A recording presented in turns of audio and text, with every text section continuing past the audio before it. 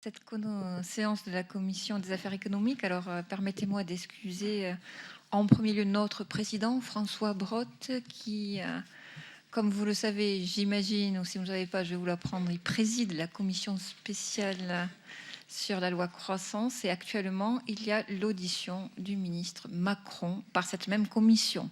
Donc ce qui peut expliquer, et nous nous en excusons auprès de nos invités, de la défection de quelques parlementaires qui en principe sont assez assidus à cette commission. Mais vous voyez, nous avons quand même un certain nombre de collègues qui sont présents. Donc, nous accueillons aujourd'hui, dans une audition ouverte à la presse, M. Louis Schweitzer, commissaire général à l'investissement, et Mme Claude Revel, déléguée interministérielle à l'intelligence économique. Alors, juste en deux mots, si vous le permettez, avant de passer la parole à nos deux invités, M. Schweitzer est commissaire général à l'investissement.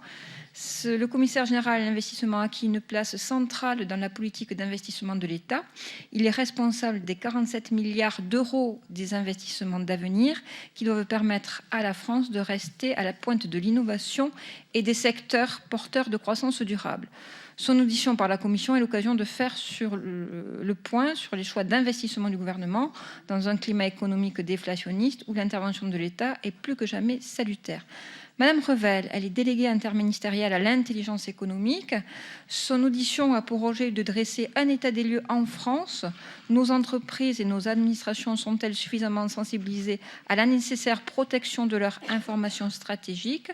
L'acquisition des bons réflexes pour lutter contre l'espionnage économique devrait être une priorité du gouvernement, mais la France semble accuser du retard par rapport à certains partenaires européens comme la Suède. Elle développera tous ces points, je n'en doute pas, mais sans plus tarder, je passe donc la parole à M. Schweitzer pour 10 à 15 minutes environ, et ensuite nous vous laisserons la parole pour lui poser des questions qui vous semblent encore nécessaires à poser ou les points à éclaircir. Merci.